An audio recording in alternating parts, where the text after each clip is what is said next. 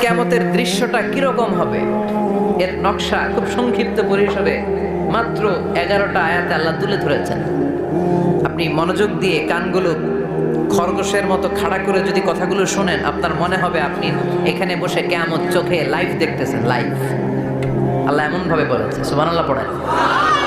তা আসুন আমরা সরাসরি কিয়ামতকে দেখে আসি। আসলে কিয়ামতটা কেমন বর্ণনা করছেন কে? আল্লাহ। সূরার নাম হচ্ছে সূরাতুল কারিয়া। কি নাম? আওয়াজ করে উত্তর দিতে হবে। সূরার নাম আল কারিয়া। চিৎকার মেরে বলেন সূরার নাম কি? আল কারিয়া। এটা মাক্কি সূরা। কি সূরা? বিশ্বনবীর জীবনের দুইটা পর্ব, একটা মাক্কি পর্ব আর একটা মাদানী পর্ব। এটা মাদানী পর্বে নাজিল হয়নি, এটা নাজিল হয়েছে মাক্কি পর্বে। এই সূরার আয়াত সংখ্যা 11। এটা কোরআনের 101 নাম্বার সূরা। এটা আল কোরআন আল কারীমের 30তম পারায় অবস্থিত একটা সূরা। আমাদের অনেকেরই মাশাআল্লাহ মুখস্থ আছে, আছে না? ইমাম সাহেব নামাজে প্রায় পড়ে, অনেকেরই মুখস্থ। শুনতে শুনতে কবে যে মুখস্থ হয়েছে আমাদের নিজেরাও জানি না। সুবহানাল্লাহ পড়ে। কোরআনের ভেতরে খালি বরকত, এটার সাথে লাগলেই বরকত, মসজিদে গেলেই বরকত। মনের অজান্তে আমরা এই সূরাকে মুখস্থ করে ফেলেছি। কিন্তু এই সূরার ভেতরে যে আল্লাহ কোরআনের কিয়ামতের এত চমৎকার নকশা এঁকেছেন, এত প্রামাণ্য বর্ণনা দিয়েছেন, এটা আমরা অনেকে জানিই না। আসুন আমরা এই সূরার আলোকে দেখার চেষ্টা করি যে কিয়ামতটা কিরকম হবে। আল্লাহ একটা শব্দকে এই সূরার শুরুতে 3 বার উল্লেখ করে আমাদের দৃষ্টি আকর্ষণ করেছেন। আল্লাহ tried to draw our attention by mentioning 3 times a word, and that is al-qari'ah. আল-কারিয়া শব্দটাকে তিনি 3 বার উল্লেখ করে আমাদের দৃষ্টি আকর্ষণ করেছেন। একটা শব্দ 3 বার বললে মানুষের দৃষ্টি আকর্ষিত হয় না? যেহেতু এটা আরব দেশে নাজিল হয়েছে, আবার মক্কায়, মক্কার লোকেরা আরবি বুঝে, তাদেরকে প্রথম বলা হলো আল-কারিয়া। তারা ফিরে তাকালো, কি আল-কারিয়া? আবার বলা হলো মাল-কারিয়া। কি মাল-কারিয়া? আবার বলা হলো ওয়ামা আদরাকা মাল-কারিয়া। আবার তারা ফিরে তাকালো। দৃষ্টি আকর্ষণের জন্য আল্লাহ তাআলা 3 বার এই শব্দটা বলেছেন। এজন্য এই শব্দের একটা সিগনিফিকেন্স, একটা গুরুত্ব, অর্থবহ একটা মানদণ্ড আছে না? নাই? আল কারিয়া শব্দের অর্থ হচ্ছে বিকট আওয়াজ। আল কারিয়া মানে কি? কথা বলেন, আরো জোরে বলেন। বিকট আওয়াজ। এই বিকট আওয়াজটা তৈরি করার জন্য আল্লাহ তাআলা একজন ফেরেশতা তৈরি করেছেন, যার নাম হচ্ছে ইসরাফিল। নাম কি? আমাদের মধ্যে অনেকের নাম কিন্তু আমরা ইসরাফিল রাখি, তাই না? ইসরাফিল আছে না? নাই? আজরাইল কিন্তু রাখে না, ডরে। কেন রাখে না? ভয় পায়। কিন্তু ইসরাফিল আছে, আমার পরিচিত অনেকে আছে ইসরাফিল। তো এই ফেরেশতার পা হচ্ছে জমিনের নিচে, মাথা হচ্ছে আকাশের উপরে। এই ফেরেশতার কাজ হচ্ছে ওই বিকট শব্দ তৈরি করা। উনি একটা সাইরেনের মধ্যে ফু দিবেন, হুইসেল দিবেন, ট্রাম্পেট। ওই ট্রাম্পেটে, ওই সাইরেনে, ওই হুইসেলে ফু দিলেই শুরু হয়ে যাবে আল কারিয়া। মাল ওমা আদরাকা মাল। এই ফেরেশতার দায়িত্বই হচ্ছে ওই বাঁশির মধ্যে ফু দেয়া। হুইসেল, সাইরেন, ট্রাম্পেট, আরবিতে এটাকে বলা হয় আসুর। ইদা নুফিখা ফিস সূরি নাফখা ওয়াহিদা। যখন তিনি ওই সিংহে একটা ফু দিবেন, সব লন্ডভন্ড হয়ে যাবে, কিচ্ছু খুঁজে পাওয়া যাবে না। আল্লাহ ওনাকে তৈরি করেছেন শুধু এই হুইসেলের মধ্যে, বাঁশির মধ্যে 3টা ফু দেওয়ার জন্য। কয়টা? উনি সৃষ্টির শুরু থেকেই এই বাঁশিটাকে 2 ঠোঁটের মাঝখানে রেখে আল্লাহর আরশের দিকে তাকিয়ে আছে, and just waiting for the green signal. আল্লাহর পক্ষ থেকে সবুজ সংকেতের অপেক্ষায়। যখনই আল্লাহর অর্ডার করবেন, তখনই শুরু হয়ে যাবে আল কারিয়া। মাল ওমা আদরাকা মাল। আল্লাহ বললেন সে আওয়াজটা হবে বড্ড ভয়ঙ্কর। প্রথম ফুৎকার যখন দেয়া হবে, এটারে বলে নাফখাতুল ফাজা। দুনিয়ার সব মানুষগুলো অবাক হয়ে যাবে, পুরো পৃথিবীটা কেঁপে উঠবে, পৃথিবীর বিল্ডিং গুলো দুমড়ে মুচড়ে পড়বে, পৃথিবীর বড় বড় যত পাহাড়গুলো আছে, তুলার মতো বাতাসে পাহাড়গুলো তুলিত হতে থাকবে। আল্লাহু আকবার। আল্লাহ বললেন ইয়াউমা يكون الناس كالفراش المبثوث وتكون الجبال كالعهن المنفوش সেদিন মানুষগুলো বিক্ষিপ্ত পতঙ্গের মতো নিক্ষিপ্ত হবে যখন আল কারিয়া এই বিকট আওয়াজটা হবে। শুনতেছেন? মনোযোগ আছে? কথা বুঝতে সমস্যা হচ্ছে না তো? তিনটা ফুৎকার। কয়টা? প্রথম ফুৎকার দেওয়ার সাথে সাথে মানুষগুলো বিক্ষিপ্ত পতঙ্গের মতো নিক্ষিপ্ত হবে। এই যে আরামসে বসে আছি, তখন আর বসে থাকা যাবে না। কে ধাক্কা খেয়ে কই চলে যাব টেরই পাওয়া যাবে না। আমরা এই যে বসে আছি এর কারণ হচ্ছে গ্র্যাভিটেশনাল একটা ল আছে, পাওয়ার। এটার বাংলায় বলে মাধ্যাকর্ষণ শক্তি। কি শক্তি? কথা বলেন। কে আবিষ্কার করছে এটা? হ্যাঁ, কে? বিজ্ঞানী নিউটন, আইজাক নিউটন আবিষ্কার করেছে। আপেলকে সে নিচে পড়তে দেখে গবেষণা করে পেয়েছে গ্র্যাভিটেশনাল পাওয়ার। ওইটা থাকার কারণে পৃথিবীর সেন্টার সবকিছুকে নিচের দিকে টানে, নিজের দিকে টানে, ফলে আমরা বসে আছি। কিন্তু এই মাধ্যাকর্ষণ শক্তির বাইরে যদি আমরা আকাশে উঠে যাই, আর কিন্তু কোনো টানাটানি নাই, আপনি শূন্যে ভেসে থাকবেন। নভোচারীরা মহাশূন্যে যে ভেসে থাকে, কিয়ামতের এই ধাক্কার ভাইব্রেশন যখন শুরু হয়ে যাবে, পুরো পৃথিবীটা মুহূর্তের মধ্যে কেঁপে উঠবে। এমন কম্পন, এমন আওয়াজ পৃথিবীবাসী আর আগে আর শোনে নাই। একটা ধাক্কার চোটে মানুষগুলো ছিটকে কে যেন কই পড়ে যাবে, কেউ টের পাবে না। কে কই চলে গেছে হিসাব নাই। সব থাকবে ওই টাইমে, সব থাকবে না। কেউ থাকবে টয়লেটে, কেউ থাকবে ঘুমে, কেউ থাকবে বাজারে। আপনাদের নিমসার বাজার তো থাকবে তখন, না থাকবে? ওই যে লন্ডভন্ড হয়ে যাবে, হিসাব নাই। কে যে কোথায় ছিটকে পড়বো আমরা জানি না। বিক্ষিপ্ত পতঙ্গের মতো আমরা নিক্ষিপ্ত হব। শীতকালে আমার দেশের ছেলেরা রাত্রেবেলা ব্যাডমিন্টন খেলে, র্যাকেট খেলে না? নিমসারে বোধহয় খেলে টেলে না, খেলে তো। ওরা বাঁশ গেড়ে দেয় ক্ষেতের মাঝখানে। কি গাড়ে? এরপর বাঁশের মধ্যে লাগায় কি? লাইট। লাইটগুলো লাগালে দেখবেন ক্ষেতের গ্রামের পোকাগুলো এসে লাইটের মধ্যে ছিটকে ছিটকে পড়ে। আমাদের অবস্থায় পোকার মতো হবে তখন। আল্লাহ সেটাই বললেন, ইয়াওমা ইয়াকুনুন নাসু কাল ফারাশিল মাবসুস। বিক্ষিপ্ত পতঙ্গের মতো মানুষগুলো নিক্ষিপ্ত হবে। ওয়া তাকুনুল জিবালু কাল আহিনিল মানফুশ। তুলাকে যখন পিটানো হয়, ধ্বনিত করা হয়, দেখবেন তুলার ছোট ছোট কণা বাতাসের মধ্যে ভাসতে থাকে। ফু মারলে আরো দূরে যায়, আরো বাতাস আসলে উড়ে উড়ে যে কোথায় চলে যায় টের পাওয়া যায় না। সুবহানাল্লাহ। বিশাল বিশাল পাহাড়গুলো এরকম ধ্বনিত তুলার মতো শূন্যে উঠতে থাকবে, একটা পাহাড়ও টিকবে না। বাংলাদেশের সবচেয়ে বড় পাহাড়ের নাম কি জানেন? তাজিংডং পর্বত। কিন্তু সবচেয়ে বড় পাহাড় হচ্ছে গারো পাহাড়, ময়মনসিংহে। ওটা থাকবে কিয়ামতের দিন। আল কারিয়া, আল কারিয়ার সময় টিকবে ওইটা। তাজিংডং বিজয় সবচেয়ে বড় পর্বত শৃঙ্গ। কোথায় এটা? বান্দরবান। এটা টিকবে? কেউকারাডাং একটা আছে না, চিম্বুক আছে না? টিকবে? টিকবে না। পৃথিবীর সবচেয়ে বড় পাহাড় মাউন্ট এভারেস্ট নেপালে 29,035 ফিট উঁচু, টিকবে?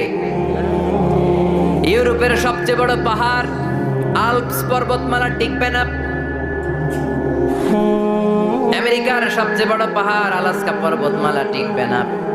আরব বিশ্বে বিশাল একটা মাউন্টেন রেঞ্জ আছে, ওইটার নাম তুর পাহাড়, ওইটাও টিকবে না। একটা পাহাড়ও থাকবে না। পাহাড়গুলো ভেঙে দুমড়ে মুচড়ে তুলার মতো ধ্বনিত হতে থাকবে। চিৎকার করে পড়েন আল্লাহু আকবার। এই যে 5 তলা, 7 তলা, 10 তলা দেদারসে টাওয়ার উঠতে শুরু করেছে, বিল্ডিং বাড়তে শুরু করেছে। কিয়ামত যখন শুরু হবে, আল কারিয়া যখন শুরু হয়ে যাবে, রব্বুল আলামিন পুরো পৃথিবীটারে ধরে একটা ঝাঁকুনি মারবে। ওই ঝাঁকুনির চুটে 8 তলা 10 তলা বিল্ডিং গুলো টিকবে নাকি? এই যে দুনিয়া, টাকা পয়সা আরো লাগবে, আরো কামাবো, এটাতে আমার হবে না, আরো চাই, আরো চাই।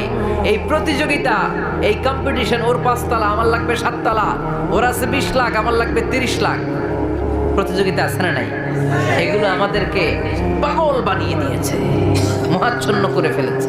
পৃথিবীটা আসলে একটা মরীচিকা, ধোঁকা, লোভ লালসা, আজ আছে কাল নাই। 2 নম্বর ফুৎকার দেওয়ার সাথে সাথে পৃথিবীর সব শেষ। মালাকুল মাউত পৃথিবীর সব মানুষের রূহ কবজ করবেন।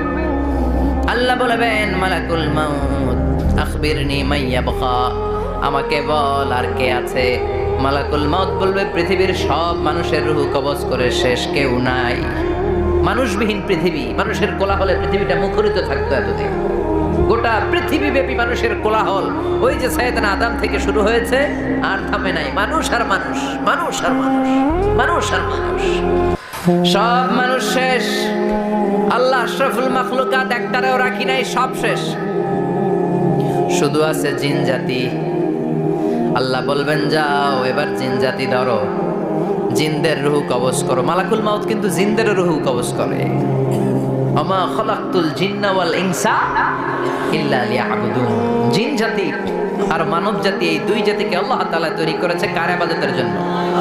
আমরা যেমনি নামাজ পড়ি, জিনেরাও নামাজ পড়ে। আমরা যেমনি রমাদানের রোজা রাখি, জিনেরাও রমাদানের ফরজ রোজা রাখতে হয়।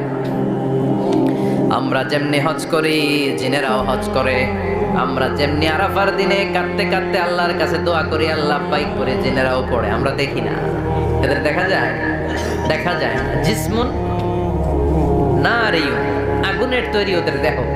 ইয়াতাশাক্কালু বিআশকালিন মুখতালিফা, বিভিন্ন কালার ধারণ করতে পারে, বিভিন্ন রং ধারণ করতে পারে। জিনের সংজ্ঞা হচ্ছে জিসমুন নারিয়ুন ইয়াতাশাক্কালু বিআশকালিন মুখতালিফা, আগুনের তৈরি এক সৃষ্টি। বিভিন্ন সূরত তারা নিতে পারে, মানুষের সূরত নিতে পারে, প্রাণীর সূরত নিতে পারে, ঠিক কি না? মালাকুল মাউত জিন জাতি হত্যা করতে শুরু করবেন, রূহ কবজ করবেন। করতে করতে সব শেষ।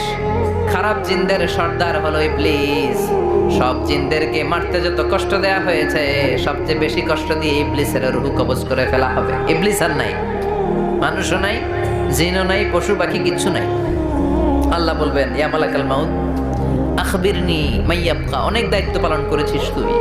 মানুষ মারলি, জিন মারলি, মৎস্যকুল মারলি, পাখি মারলি, সব মারলি, এবার আর কে বেঁচে আছে বল। মালাকুল মাউত বলবে আল্লাহ আর কেউ নাই, খালি ফেরেশতারা আছে। কারা আছে? মালাইকা। আল্লাহ বলবে যা এবার ফেরেশতাদের গোষ্ঠী শেষ কর। মালাকুল মাউত একটার পর একটা ফেরেশতার রূহ কবজ করবে, একটার পর একটা, একটার পর একটা, করতে করতে সব ফেরেশতা। ফেরেশতাদের সংজ্ঞা হচ্ছে জিসমুন নূরিয়ুন ইয়াতাশাক্কালু বিআশকালিন মুখতালিফা, আলোর তৈরি, নূরের তৈরি একটা দেহ, চাইলে বিভিন্ন সূরত ধারণ করতে পারে। জিন আর ফেরেশতার পার্থক্য বুঝেছেন? জিন কিসের তৈরি? আগুন, জিসমুন নারিয়ুন। আর ফেরেশতা হচ্ছে জিসমুন নূরিয়ুন, নূর দিয়ে তৈরি। একের পর এক ফেরেশতা সবার করা হবে। এবার আল্লাহ বলবেন ইয়া মালাকাল মাউত আখবিরনি মাইয়াবকা, আর কে কে বেঁচে আছে বল। মালাকুল মাউত বলবে মাবুদ কেউ নাই, মানুষ নাই, জিন নাই, ফেরেশতাও নাই, শুধু আমার তিনজন কলিগ বাকি। কয়জন? জোরে বলেন কয়জন?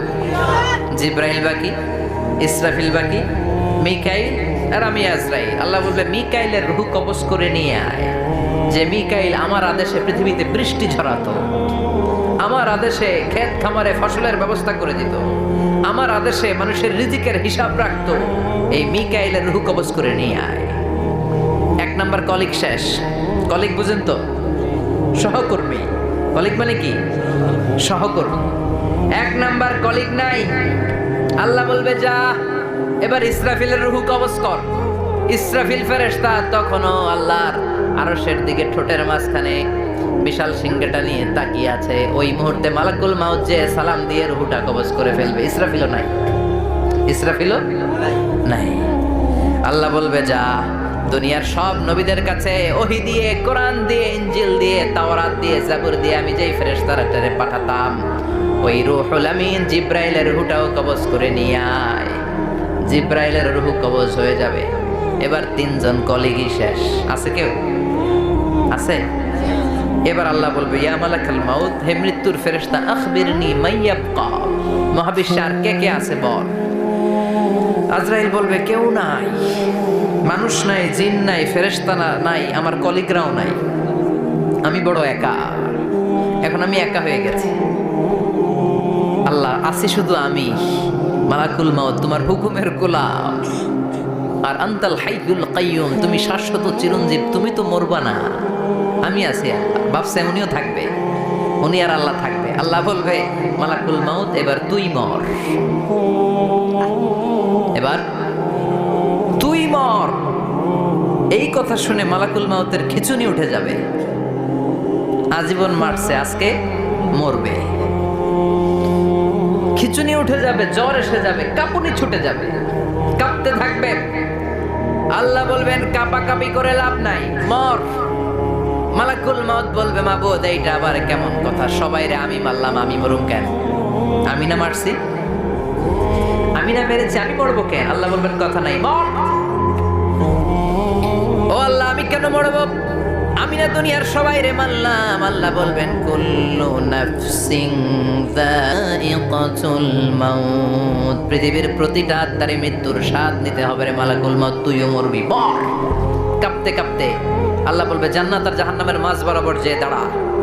মালাকুল মাউত দাঁড়াবে, এই দৃশ্য দেখার মতো তখন কেউ থাকবে না, থাকবে কেউ নাই।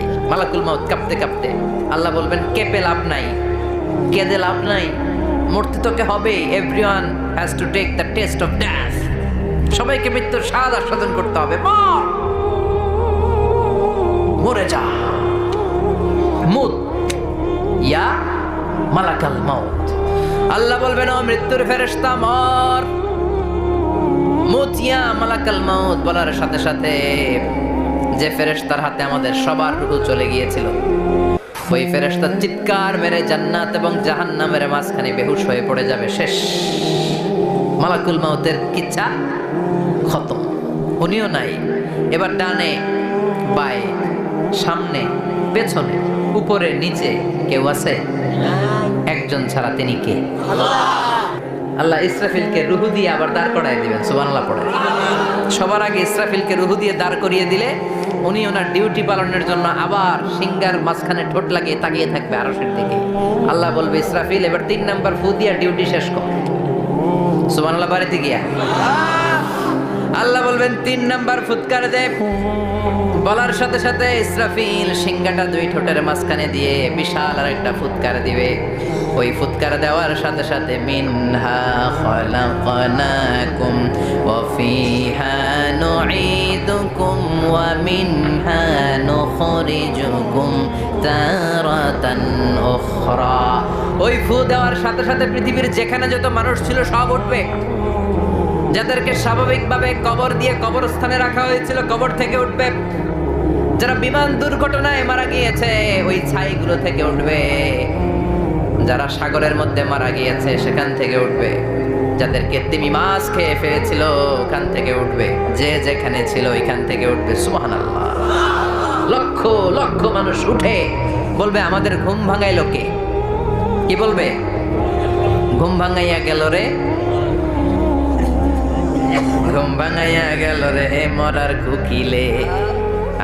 কুকিল বলে মরা, আবার এটা ঘুমো ভাঙায়। কত বড় টাকা! ওরা বলবে আমাদের ঘুম ভাঙালো কে? قالوا من بعثنا من مرقدنا هذا ما وعد الرحمن وصدق المرسلون। সব দাঁড়াবে, দাঁড়িয়ে বলবে ঘুম ভাঙালো কে? সবচেয়ে লম্বা ঘুম দিয়েছিল সৈয়দনা আদম আলাইহিস সালামের ছেলে হাবিল, যাকে হত্যা করেছে জানেন না আপনারা? হাবিল হচ্ছে পৃথিবীর প্রথম নিহত মানব, প্রথম নিহত মানব। তার কবরের জিন্দেগিটা অনেক লম্বা। ওই কত হাজার শত হাজার লক্ষ বছর আগে যে উনি কবরে শুয়ে আছেন, আজও শুয়েই আছেন। কিয়ামতের ওই 3 নাম্বার ফুৎকার দেওয়ার সাথে সাথে উনি উঠবে। উঠে বলবে মান বা'আসানা মিন মারকাদিনা হাদা। কে ভাঙালো আমার ঘুম? কে ভাঙাইছে? মরার কুকিলে কে ভাঙাইছে? আল্লাহ ঘুম ভাঙিয়েছে। ফেরেশতারা বলবে হাদা মা ওয়াদার রহমান। আজকে হলো ওই দিন যে দিনের প্রতিশ্রুতি রহমান দিয়েছিল, আল্লাহ দিয়েছিল। এই দিনের প্রতিশ্রুতি আর নবীরা এই দিনের কথা বর্ণনা করেছে। আজকে হবে আসল দিন, ফাইনাল খেলার দিন।